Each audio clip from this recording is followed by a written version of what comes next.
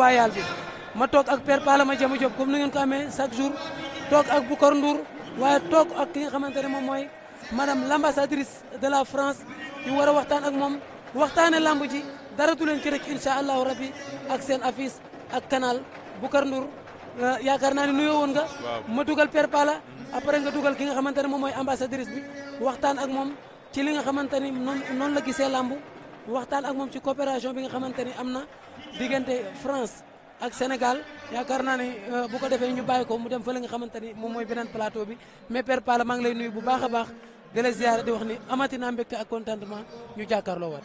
jërëjëf Mouhamadou Lamine ginnaaw bu ñu sante yàlla julli ci yenentu bi alayhi salaatu wa salaam ñu ngi nuyu kilifa diine yi di nuyu kilifa aada yi di nuyu téléspectateurs yi nga xam ne ñu ngi ñuy seetaan ci waxtu wi ci biir réew mi ak bitim réew ak fu bépp suñu kàddu mën a yegg rek ñu ngi leen di nuyu bu baax di leen ndokkeel Lamine nag tey yow yaa ko wax combat la boo xamante ni tey la 5 avril di combat royal di combat boo xamante ni mooy feetu lamb di combat boo xamante ni dafa dugg ci histoire ndax Canal Plus lu mat ñaar fukki at lamba nga koy tàllal loxo pour bokk ak moom di liggéey mu ne xaw ma daal li ngeen di def kañ lay commencé ak kañ lay jeex moo tax mënu ma jee sori lamb di dox ñuy liggéey di liggéey ba ñu sàkkal ko heure bi muy commencé ak bi muy jeex lamb continuer di woy ay révélation di génn ba Canal mën a tàllal loxo nag lamb neen léegi nag pare naa pour dugal ci sama loxo bii di suñu premier test ak Canal ci Afrique lu mat juróom fukki réew ak lu tegal mi ngi ñuy seetaan diaspora bi nag kenn waxaale wu ko kon lamb am na tànki kanam amul tànki ginnaaw mu doon loo xam ni suñu ko Sénégalais yi réussir lamb dina gën a dem kanam parce que Canal dina teg loxo promoteurs yi teg loxo mbër yi teg loxo famille lamb ñëpp gis seen bopp kon loolu moom mooy xew-xew bi xew tey moo tax ma ne la tey képp ku nekk ci lamb ji doon acteur dugg nga ci histoire. macha allah ndax c'est la première fois ñuy reporter lamb Canal Plus Canal 16 en direct kon nag Lamine dugg nga ci histoire lamb Boucar Ndour dugg na ci histoire lamb Pala ma jama dugg na ci histoire lamb waaye képp ku nekk ci technique bi ci ginnaaw nga xam ne ñoom ñoo tax ñu nuy gis ak ñi nga xam ne ñooy kilifa yi di ñoom di DG Diallo ak Ibrahima Faye ñoom ñëpp tey dugg nañu ci histoire. jërëjëf kon nag Lamine xam naa ne ci kanam tuuti. waaw danañu waxtaanal téléspectateurs yi waxtaan am solo ci lambi démb ak tey. ak li nga xam ne moom moo nekk suñu kanam. am na solo père Pala Diop Boucar Ndour ma bàyyi la nga waxtaan ak madame l'ambassadrice. waaw bonsoir. Lamine Seck loolu am na solo. on est vraiment très content. waaw vraiment de recevoir et aussi très honoré vraiment de recevoir sur ce plateau madame Christine Faz, ambassadrice de France ici au Sénégal. Madame, on vous dit bonsoir et comment est-ce que vous trouvez la lutte sénégalaise? Alors là, je suis extrêmement impressionnée par l'ambiance qu'il y a dans le stade. C'est la première fois que mon équipe et moi nous nous rendons aux arènes. Et vraiment, cette ferveur est extrêmement enthousiasmante et très communicative. Cette ferveur, comme vous le dites, est très communicative. Comme vous le voyez, le stade, on peut dire que,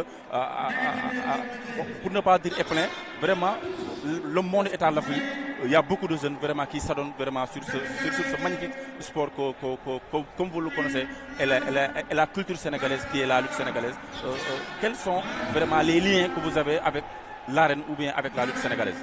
Écoutez, quand on vit dans un pays, il faut connaître aussi ses habitants et que ce qui est important pour eux est important pour vous.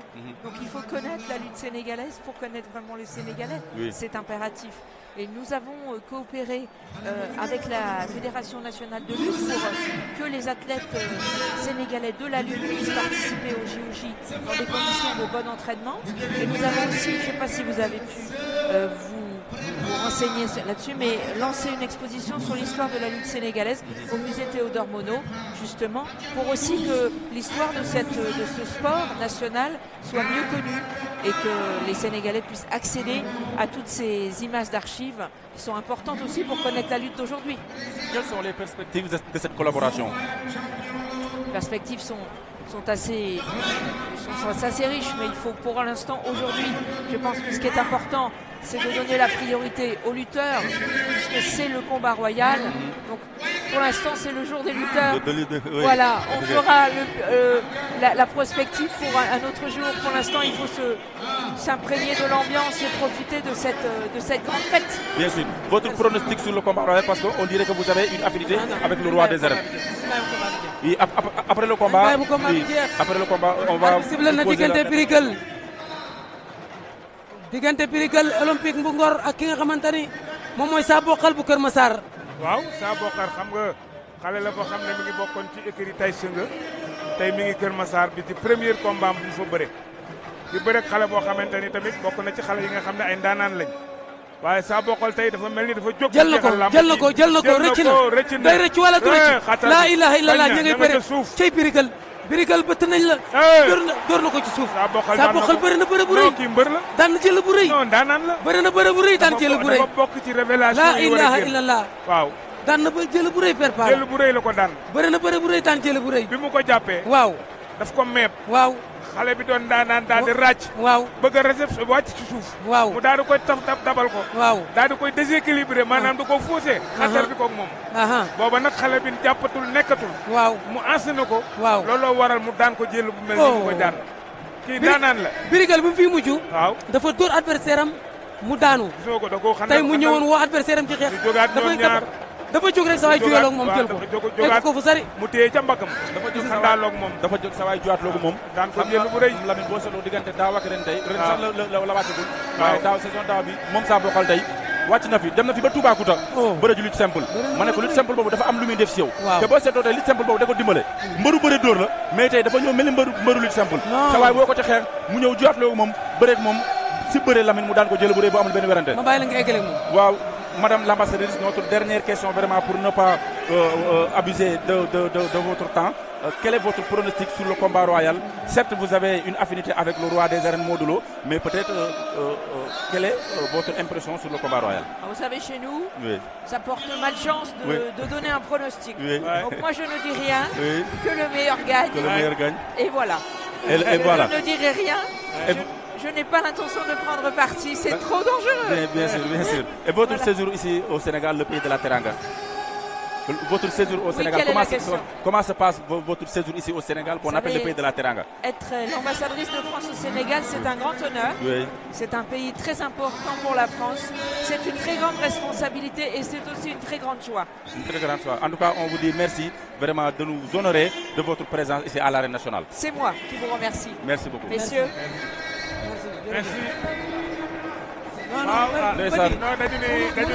mënoo ñëw nag ba pare waaw kay mënoo ñëw nag ba pare kenn rek mu posé bëgg commencé ndax xam nga ambassadrice jërëjëf quelqu'un la waaye ñëpp dégg nañ li mu wax te ñëpp kontaan nañu jërëjëf Père Balla li si gën a am solo daal mooy que ne daal am na benn ko mën nañ benn coopération wala partenariat bu ñu def ak li nga xamante moom di fédération sénégalaise de lutte benn bi mooy maanaam tey li nga xamante ne mooy maanaam tey fexe ba mbër yi vraiment tey mën a am